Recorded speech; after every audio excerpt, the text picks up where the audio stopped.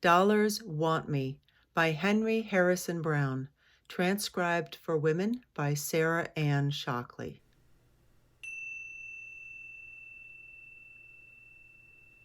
Chapter 1.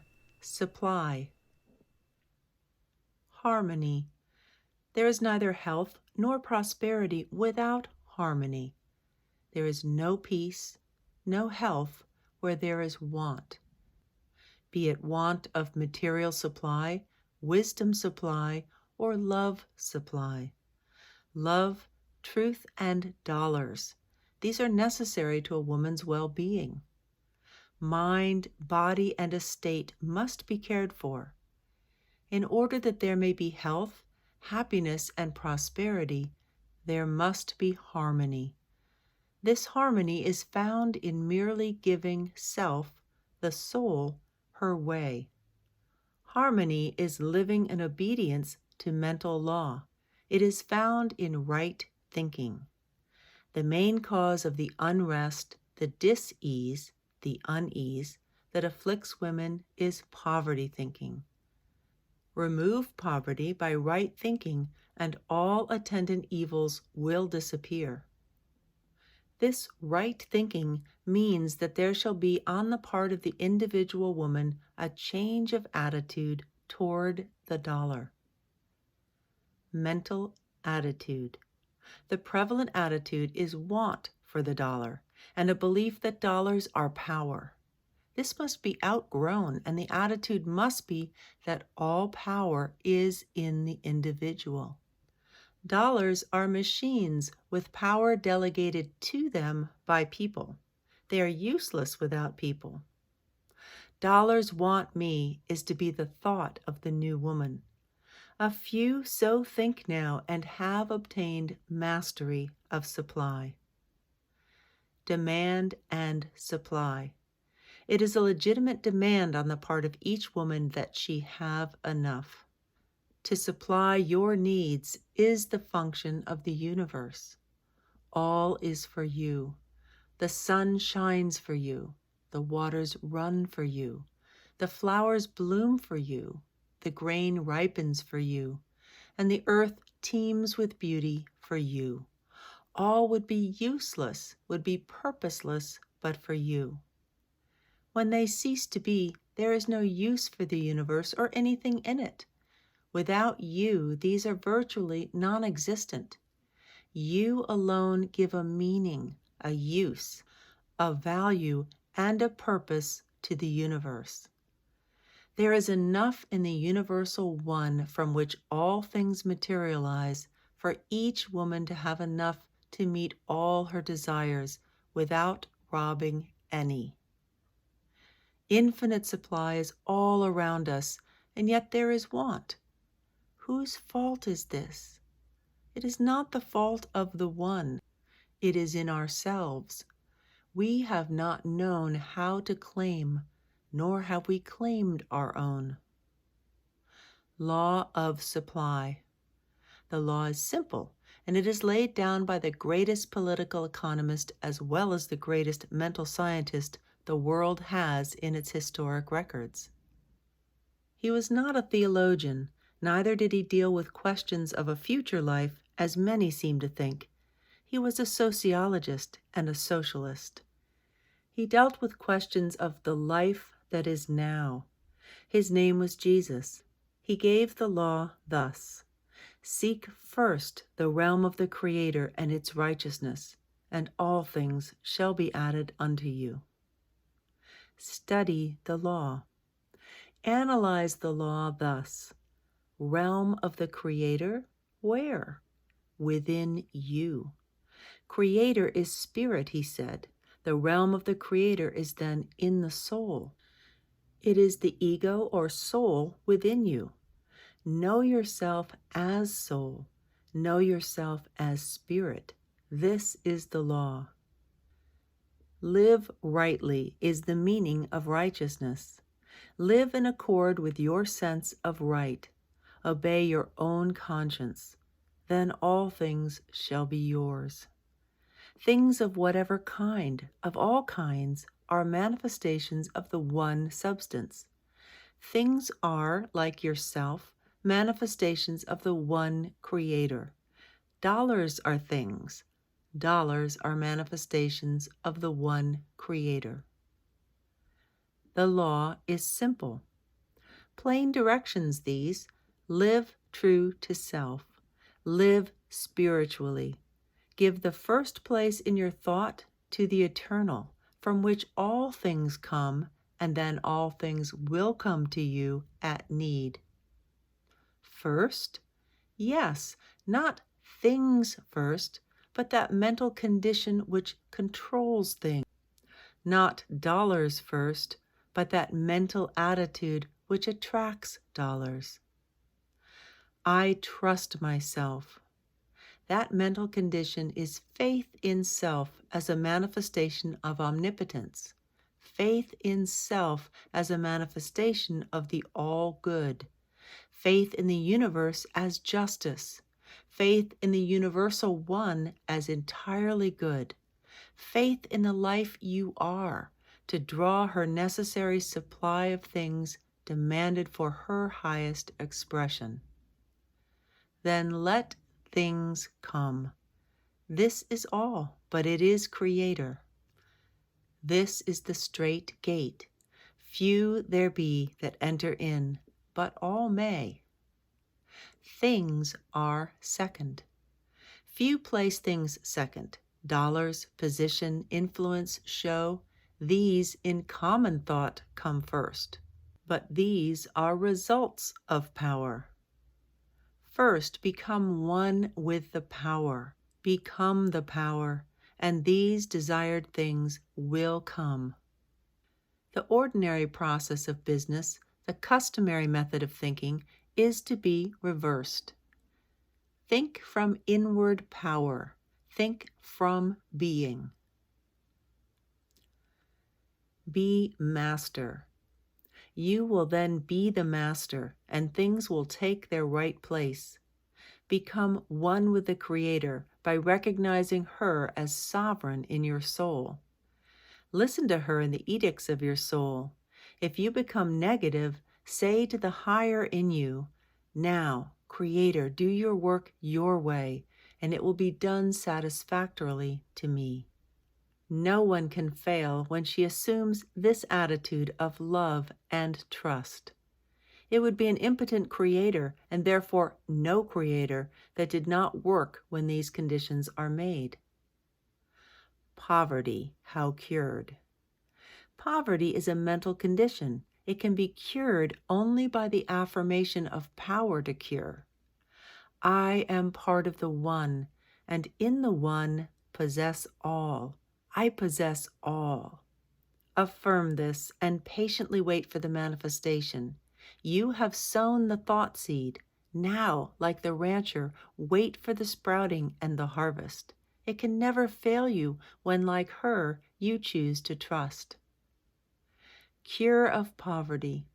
Repeat this affirmation no matter what the appearances, no matter if hungry, houseless, and alone. Affirm, Creator is my supply. My supply is infinite.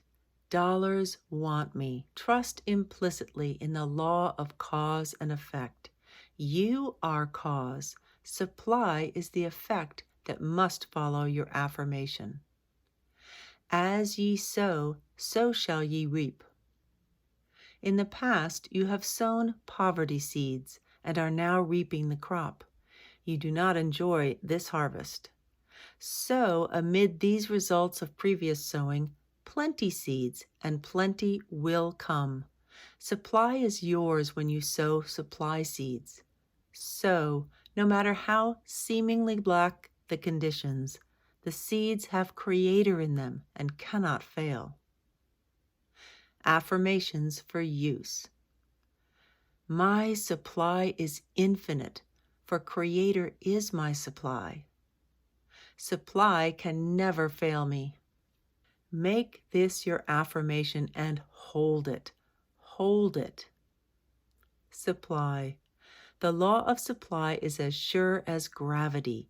In this affirmation, all is mine, dollars want me. You have repolarized your aura. You have changed your vibration, and you will draw, as the magnet draws the needle, all you can use. Try it. Never let go of your trust that dollars, or that for which they stand, will come. Thy realm, O soul, has come, and thy will is done, for Creator and soul are one. All is mine, 'tis but by asking, ere I make my silent plea.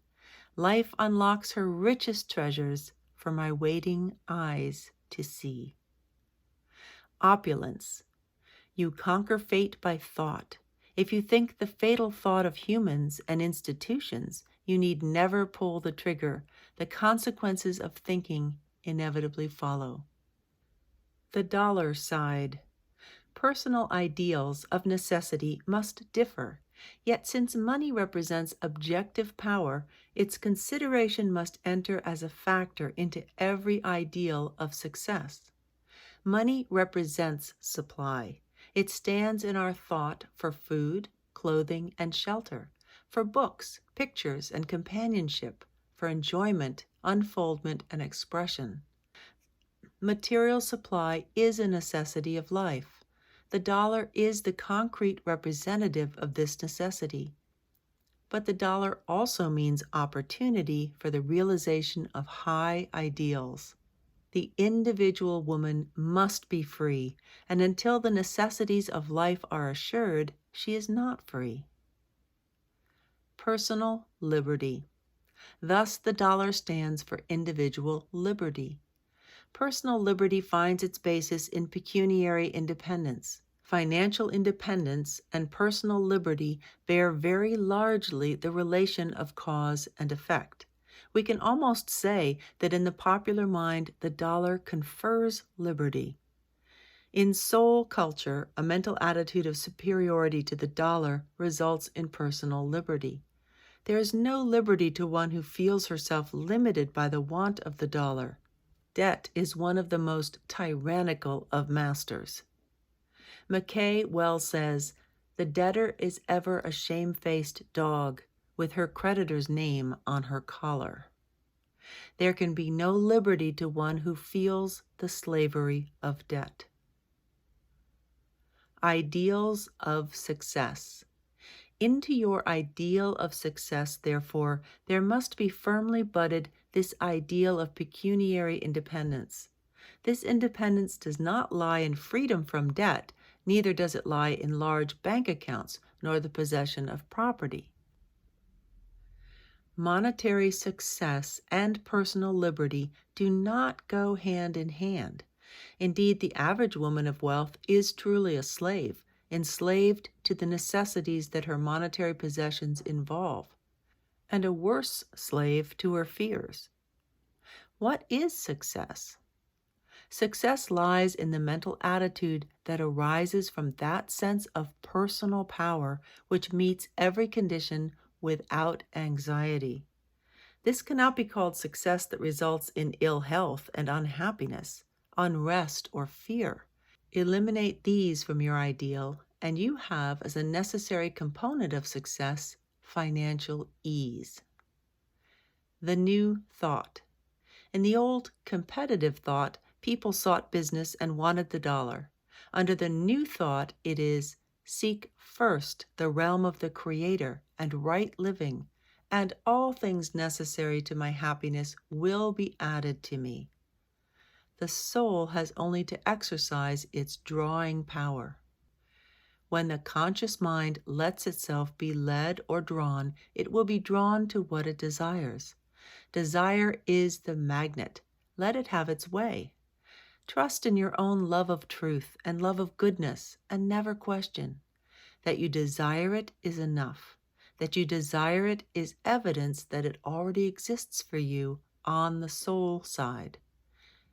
Be passive to the desire and let it manifest. This attitude is itself success. What to think? Think positively. Things belong to me. I am already possessor. They will come to me at need. Then let them come. If they do not readily come, hold no anxious thought about them. Having accepted truth that all is mine and that all desired conditions or things will manifest, keep on working in an equable, confident frame of mind and let them come. Anxiety, doubt, and mistrust show that you have not claimed them as realities, but have held them as dreams or possibilities. Until you hold them as realities, they cannot come. The right mental attitude. Change your attitude toward business. Do not seek it. See it mentally already yours and let it come. Attend yourself to details as they come to the surface. Consider business a principle that will run as runs a mountain stream when you remove your conscious will from it. All your concern is to be ready to use this business stream as the rancher uses the water as it comes to her ditch. There is but one power, and that is the universal, the infinite power. Business is power. Business is a manifestation of the one power. Use power as does the telegrapher. Let it come and then direct it. The wisdom for the day comes with the day. Let it come by having faith in self. Work each moment as if what you desire were here, and it is here. Place of money. As to money, regard it also as merely the power that keeps business going. Welcome its coming and rejoice at its going. It never does its work until, like water in the stream, it has passed under the wheel. The hoarded dollar does not work and is of no real value to you. The dollar you spend is the only one you really have, for by the experience of spending it, you gain a growth, an enlargement that is yours forever. You are power. Money has only delegated power. You direct its expression. Change your attitude toward money. It is not the almighty dollar. Almighty power uses the dollar. Say to the dollar, I do not need you. You need me. You are of no use until my brain and hand use you. You wish to be used. You come to me that you may be used. I do not need dollars. Dollars need me. Assume this mental attitude and see what a change it makes for you. When you have changed your aura, dollars will be drawn. You need not think of their coming, for they will come to you through the opportunities that this new mental attitude will reveal to you. Think only of using them. Mental attitude toward dollars. Change your attitude towards the dollars you have. Tell them they are of no use until they are expended. As you see them lying about, say to them, idle dollars, go to work. Go out and circulate. Each one of you go and pay 1,000,000 in wages and debts. When I need you, come back again. You are useless and have no value until you go to work. Then let them go to work, knowing that when you send this thought with them, they or their companions will come back to you to be set at work. Spend the dollars. Before you spend a dollar, the question comes, is it right? Whether you have a single dollar or whether behind the one you think of spending are 1,000,000 makes no difference. If it is right to spend the dollar in the proposed way, had you the 1,000,000, it is right thus to spend this, the lone one. Therefore, when you feel it is right to spend a dollar for any purpose, spend it as royally as if you were a millionaire. From the inner life, this message was given to me years ago. Let a thought of use stand guard over your purse, and then spend freely. Amend this by affirming, a thought of the righteousness of the spending stands guard over my dollars, and I send them forth with blessing. Thoughts do the work. These dollars, like every thought of good you send out, will return to bless you. You do business with thoughts only. Dollars are but materialized thoughts. Each dollar in any woman's hand represents her thought in material form. Send out at all times with your dollars the thoughts you wish to return to you. For what you sow in your dollars, you reap in dollars that either do or do not come back to you. Put the thought of success, happiness, and health into every dollar that passes out, and it will return so laden. Poles of thought. Having acquired the proper mental attitude, there is something necessary for you to do to draw the dollar. Your magnet of desire must have two poles. First, you must have something that the world needs and is willing to pay for. In this respect, you must follow the law of supply and demand. You must honestly feel that you will give the dollar's worth for every dollar that you desire. Secondly, you must, in all sincerity, dedicate every dollar that comes to you to noble service. You can then feel that dollars want you, that through them you can give what you have of value to the world. Feel that dollars wish you to use them for the accomplishment of your purpose to use them justly. With this ideal, you can conscientiously invite dollars, and they will come. They need your heart, brain, and hand that they may benefit the world. What are dollars? Dollars are manifestations of the one infinite substance as you are, but unlike you, they are not self-conscious. They have no power till you give them power.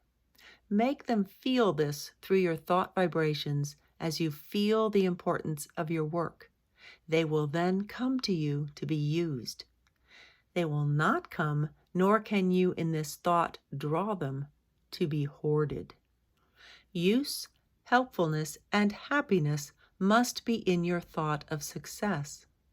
This held firmly, perseveringly, as your affirmation will turn the current of dollars your way. What to think.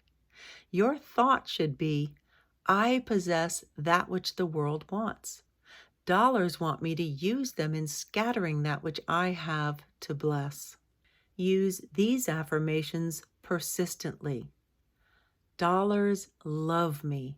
I am ready to use dollars, and they freely come to me to be used. Make no limit as to the amount. Claim abundance. Claim all you can use for good, all that is needed to enable you to be useful and happy. Chapter 2. Time a Factor. In all your self-culture, you are to remember that time is a necessary factor in unfoldment. It is not a measure of duration. This mistake of measuring time by the figures on a dial will never do in this culture.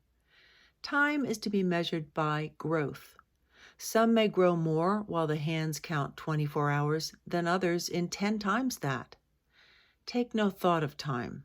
You have all there is. You are spirit, or mind if you prefer the word, and have all eternity. Seeds require time to germinate, grow, leaf, bud, bloom, blossom, and fruit. Each thought, each change in your ideal is a seed. It will follow nature's line of evolution. You will require time as you change your attitude. A period will be required to change your vibrations so that the dollar will feel you and learn that it wants you. This period will vary according to your power of concentration and your fidelity to your ideal as couched in the affirmation, dollars want me. The thought field is first to be cleared of the weeds of the old thought sowing, and the seeds of the new must germinate and bear fruit in the garden of supply. Forget the past. Pay no attention to the old conditions. Keep at your affirmation, knowing that it is the gate to the reservoir, and every irrigating ditch will fill as soon as water can come down from the reservoir to it. I want. The echo, I want dollars, must become still before the real sound of dollars want me can vibrate in your aura. Know as the merchant knows that she has that which the people want, that you have that which dollars want. In your thought, in your hand, in your life, advertise your purpose to the dollar. Tell it that it wants all these, that without you it has no power, that without you it can do nothing. Tell it that all that it wants you have, that it will come to you that it may accomplish its mission. Then, like a patient merchant, wait for your customers. Dollars will soon flock to you as do customers to a bargain counter. The What Dollars Want column has attracted them.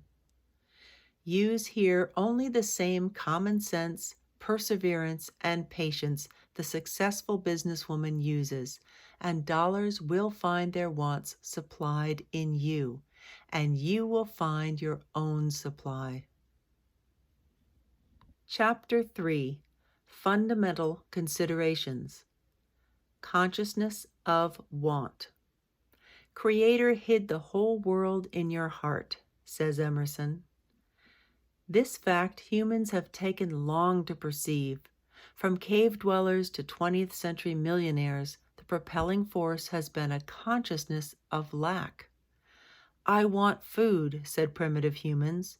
This drove them to activity and led to their unfoldment, for it awakened in them a consciousness of the ability to supply that want.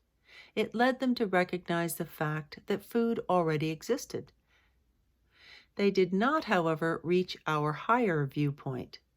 Neither has the 21st century millionaire reached it, for she still shares that primeval ignorance and says, I want dollars. This little book is a call to her to leave that primeval attitude and come up onto this higher plane where she will hear the world's work calling to her, I want you. Necessity, the spur to unfoldment. In the development of human necessity has been a big incentive. In the development of humanity, necessity has been a big incentive. Necessity has driven the wheels of progress. Animals also feel the spur of necessity, but there is in humans a plus, the imagination, a psychic quality, which has been a stronger factor in their development than has been animal necessity. This power of imagination differentiates people from animals, lifts them above the animal plane, and makes them human. The ideal. It was imagination that led cave dwellers to paint faces and to carve pictures on bones. The ideal, the haunting dream of the better, floating before the individual, has lured her on to thought and action. From the animal matrix, the power of the ideal drew forth the human. Necessity drives, the ideal draws. As the ideal develops, so does its power to draw develop. When humans in their unfoldment shall have left the animal entirely behind, they will know no necessity, but will in all ways live from the ideal. Then there will be neither necessity nor want.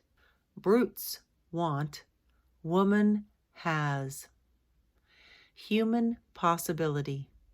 The human soul possesses potentially all possible power. Like heat in coal, this power in woman waits for expression. Power in coal or steam waits for opportunity for expression, but woman makes her own opportunity. Power needs woman. As fast as woman learns that the power in coal, electricity, or radium waits for her to use it, she puts them to use and learns that from all eternity they have waited for the thought necessary to direct them in work for her. All things await woman's thought. All progress is but a change of mental attitude toward conditions that exist. A weed is a plant people do not know the use of, says Emerson. So the condition, whatever it be, that is today untoward, when a woman knows how to use it, will be found favorable. There are millions of weeds waiting for her to learn their use. Weeds want her. They will tell their secret to her listening ear. Weeds as well as roses live for our happiness. The ideal leads to discoveries. Desire for something new led women to find colorful dyes in what were useless weeds, to find food in others and in others' clothing and building material. Plants, minerals, and unknown forces are still waiting for her to use them. Women are ever to think, new forces want me. Love of the ideal. Love for the ideal leads to desire. Desire leads to action. Action converts difficult conditions into the ideal. In the old thought, a woman was controlled by want. She was ignorant of her place and power in nature. In this thought of want, she worked and labored. Yes, even in her spiritual life, she held the idea of the want of, the lack of heaven. But the fact is, heaven holds out rewards for her because it desires her good. Want is a lack of personhood. Want is born from the non-intelligence of the undeveloped individual that women have not yet outgrown. The individual woman, conscious of her power, does not want. She knows that whatever is needed for her health, happiness, and unfoldment already is. All she needs to know is where and how to get it. The psalmist said in a most matter-of-fact way, "The Lord is my shepherd, I shall not want." Why? Because the power that called us into being prepared conditions for us before we came. Jesus saw the same truth in the realization that he was an integral portion of the universe. He said, "I and my divine Creator are one. All things that the Creator hath are mine," and he had learned how to get them. He could not lack. He knew his power. Even the wind and the sea obeyed him. Nature's demand. Things for women and not women for things. Any woman who realizes this truth cannot want. All good desires her best, is constantly bidding for her and even lying in wait for her. Opportunities are ever present for her to use. Power and things that represent power are at all times present for her unfolding into consciousness of herself as being, as a daughter of infinite wisdom. The constant enlargement of this consciousness causes a constant change of mental attitude, so that she learns to use opportunities and conditions instead of being used by them. Worth of a woman. When once a woman has reached this consciousness of herself, she realizes the value of Emerson's admonition, "Let a person know her worth and keep things under her feet." Let her not peep or steal or skulk up and down like a charity girl, an orphan, or an interloper in the world that exists for her. She will know that all that is for the unfolding into consciousness of the embryo creator which she is. Following the ideal. She will follow in love her ideal, and there will constantly open fields of activity that desire her. There will constantly be more power asking her to harness it. In power, she is finding now only the promise of future knowledge, of vaster use. Power is an atmosphere that cannot be limited or lessened. In consciousness of herself as power to use power, a woman will not seek to possess things, but will learn to use things. Thus will the law be fulfilled. Seek first the realm of God, then will things be added. No life waste. This truth perceived, a woman will not waste life in hoarding and clinging to things. Each day she will use in love everything that is hers to use, and thus will develop her power to draw other things that desire her to use them. She will gradually unfold the ability to see and improve the incessant opportunities that present themselves to her. She will come to know that nature wants her thought and love to help her express her latent forces, which are merely waiting for the hand of a woman to loose for her use. Nothing has value save that which adds to a woman's health, happiness, or usefulness. Inventions. The power of the inventions of Watt, Stephenson, Edison, and Langley to revolutionize civilization is small compared with the transforming power flowing through the mental attitude expressed in the thoughts, "Things want me. Nature wants me. Creator wants me." Power of truth. Every new perception of truth causes changes in every line of thought and endeavor. The truth that women are wanted will work a greater advancement in spiritual welfare than the perceptions of scientists and philosophers have wrought in material and intellectual good so far. Universal principle. The principle is universal. Each woman must entirely reverse her attitude toward nature, herself, and things. She must recognize that as the crowning expression of infinite power, she is to accept her place as the ruler, and she is to exercise dominion over all things. She must affirm, "The world exists for me. It is for my use. It has no other use than to minister to me. Without me, there is no purpose, no ultimate in nature." Social change. There can never be a happy and equitable condition in society until the present attitude of want is changed. Whenever the masses shall affirm, "Things want me," then the ideal will be near. A woman will then see that she is infinite in her possibilities, that time and things are simply the means by which she comes into consciousness of her own divinity and immortality. That change comes to each woman when she learns to affirm in truth, "I possess," in place of, as she now says, "I want." Dollars want me in place of, "I want dollars." Great is the change.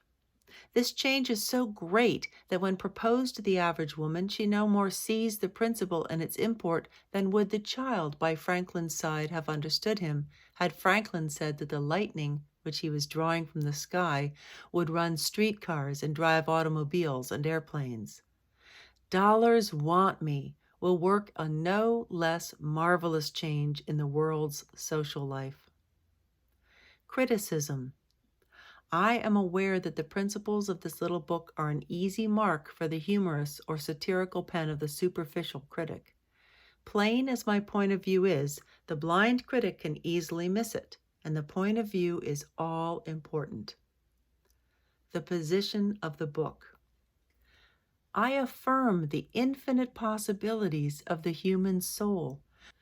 I have faith in every woman having power to overcome all limitations and to realize that she is able, through expressing her divinity, to have dominion. She will have this as fast as she learns her power.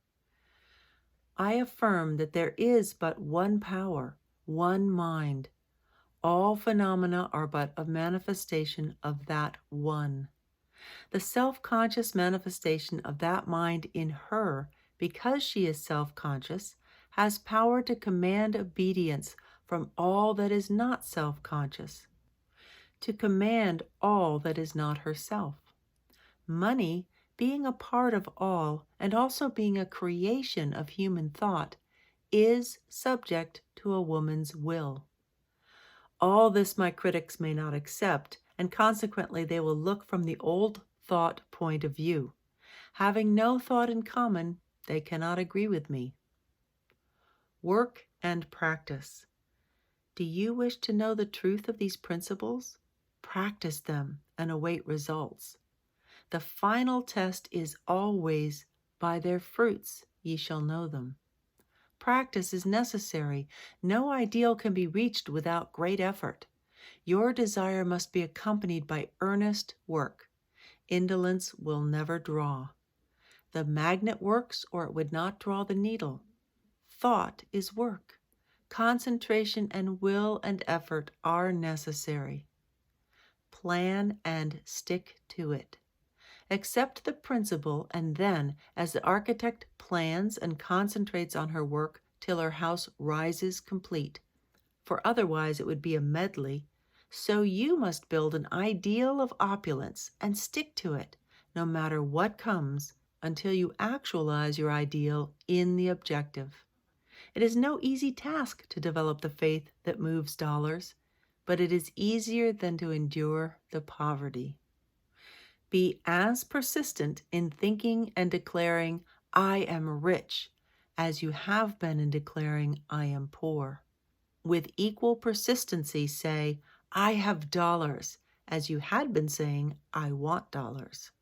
I will promise you that you will grow into that mental attitude of perception that will see and take advantage of opportunities to earn the dollars that lie all about you, now unperceived.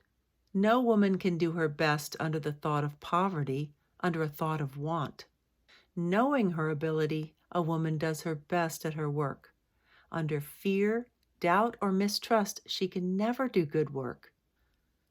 The successful woman knows she has the power and uses to best advantage the tools available to her.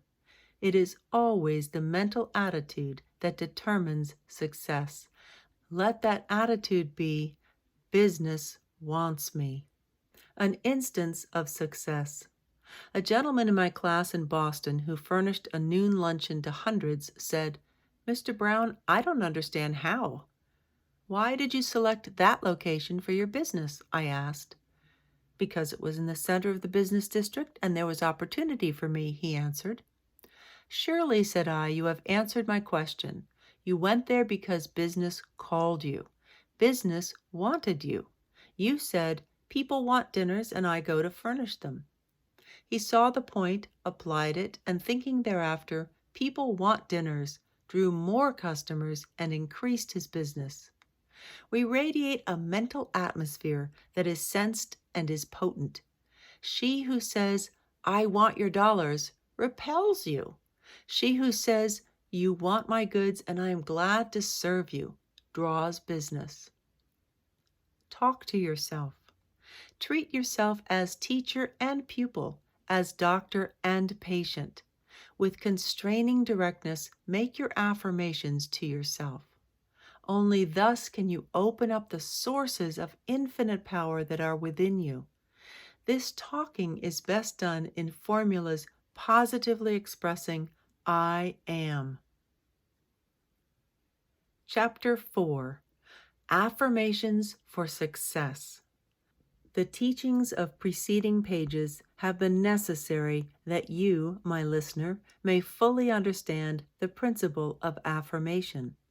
Now, I will give you some examples in the way of affirmations. If you will repeat them until it becomes a habit for you to think along these lines of thought as automatically and persistently as you have along the old lines, it will so completely change your life expression that you will, in comparison with your past, seem like a new person. What to avoid? Avoid negative expressions. Never use words that are not in line with your desire. Here is an important expression to avoid. I can't afford it. It is common when a person desires a thing and does not feel that she can expend the cash for it to say, I cannot afford it. But what are the dollars in your purse? To spend. Can you afford to spend them? Is it not that for which you have them? You do not mean that you cannot afford. This thought makes you the servant of the dollar. What you really mean is, I do not feel that this thing is the one I can best buy now. I prefer to use the dollar in other ways. This is the proper attitude of mind. In it, you continue to be the master, and the dollar is subject to your decision. This may seem like a very little thing, but it is the most important thought you can apply in your career for success. It is dollars want me. It is the dollars want me thought, and not the thought I want dollars to tell me what I shall do with them. A gentleman once said to me, "I'd like to buy some of your books, but I can't afford it." "Excuse me," said I, "you smoke 10-cent cigars?" "Certainly," was his reply. "At least 5 a day?" "Sure," he said. "You can afford them?" "I do." "Then you will pardon me. You should have said, 'I can afford to buy some books if I decide, but I prefer to spend the dollar for cigars.' This is your privilege. Exercise your personal liberty and be master of your pocketbook and say, 'I spend the dollar as I desire. I have spent so much.' This is another important idea. Have you spent money for something that represented value to you? For example, you bought some nice clothes, $20 say, exchanged for new clothes. In taking account, instead of thinking of this as dollars spent or gone, think of it as changing the $20 from cash assets to clothing assets. Your account balance is the same. Investment. Another way to look at money expended is as an investment. If you invest $500 in mining stock, you look for dividends. So invest every dollar that passes out of your hands. It is an investment in education, in health, in experience. Feel this way toward the dollars as they go, and then your mental attitude will be so clear that you will see opportunities for other investments that will bring sure dividends. Regret, sorrow, fears, remorse, and all such attitudes of mind so cloud the judgment that other effects similar to those regretted will follow. Happy, peaceful, contented, trustful, and self-respectful mental states keep the reason, conscience, and judgment clear, and proper investments will be made under them. Always see a dividend coming in from every dollar that goes from your purse. The greatest of all dividends is experience, for it is ever afterward a mental asset that increases the value of every decision. "I've lost so much." This expression is akin to the spending idea, but worse. Away with it. The lesson learned is worth all it cost. Nature always gives measure for measure. So much experience for future guidance is always adequate recompense. All one gets out of life is the result of experience. Experience is the expression of life, the pressing out of life into consciousness. All our present consciousness is the result of experience. The present is but adding, through experience, to the sum total of our consciousness. So is it true that we act with all our past and think in the present? For this reason, no one has any cause to regret or repent or be sorry for any experience. A woman is today, in consciousness, all that she has expressed of the infinite possibilities of the soul. Let her say, "I have always expressed as my reason, my desire, and my will have determined. I have learned by experience what expression brings happiness and what misery. According to my power to choose, to decide, and to persist, have I used the experience. Because of my use of dollars, I learn how to use them if I am wise. If I do not learn, then the want which I allow myself to feel for the dollar will be the cause of more suffering."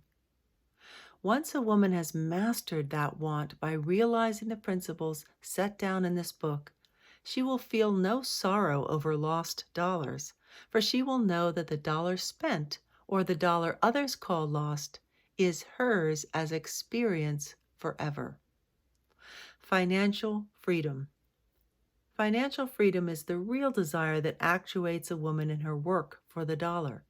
That freedom will never come as long as she gives the dollar any power to add to or to detract from her happiness. Until she realizes that it is her attitude toward the use of the dollar that will bring satisfaction, there will always be the cry of want. Affirmations. I therefore recommend that the following affirmations be used until the mental attitude they express becomes habitual. 1. I desire a deep consciousness of financial freedom. I desire that the flow of prosperity become equalized. I desire a greater consciousness of my power to attract the dollar. I desire a constant success in my business. 2. When you have used these until you are conscious of a definiteness in your desire, you may use the following. I have a deeper consciousness of financial freedom. I am financially free. Dollars want me. The indwelling power cares for me in my wallet. I have whatever I desire. I have no question of expenditure. What I feel I need, that I purchase. I can afford to use dollars for my happiness. I have clothes, food, books, entertainment, and whatever I need for health, happiness, friendship, and service to others. 3. Here is another that was developed with the assistance of a friend for me in a time of my own weakness. I must always say to myself, I am financially free. I must see to it that the two women, the material and the spiritual that I am, blend to the purpose of financial success. I see myself in such a financial condition that the money is always there, actually there, to use freely and in fullness. I always have a full bank account. I actually see it. My one idea of the law is to use, use, use. I insist rigidly upon using my law most persistently until I have my full demonstration. I have strength of character, stamina, backbone, powerful purpose in accomplishing. I demonstrate that I'll have my home, funds for business, for recreation, and for any improvement in myself. I affirm real emancipation, real freedom to make the very best in my life. The honey pot. Now, I never weaken my position by affirming that I want anything. I say it wants me, and I know it will come. It is not any use making the statement, of course, if you doubt it. You must back up your statement with faith and feel it is already yours. It is rather on the principle of the honey pot and the swarm of summer flies. You are the pot of honey. The dollars are the flies. Now, the honey doesn't worry about the flies. It is content to be sweet, to give off a faint, sweet smell, and to stick. But the flies do want. They come from all quarters. They swarm into it, sip its sweetness, and buzz, buzz, buzz all around. The honey is a power, irresistible power so far as flies go. They want. It is a great center of attraction. Now, say you run some particular line of business. You are the honey. In the world, there are many people who want what you have to give them, who will gladly pay cash for it, who cannot help being attracted to your honey, as the flies might be. Thought is power.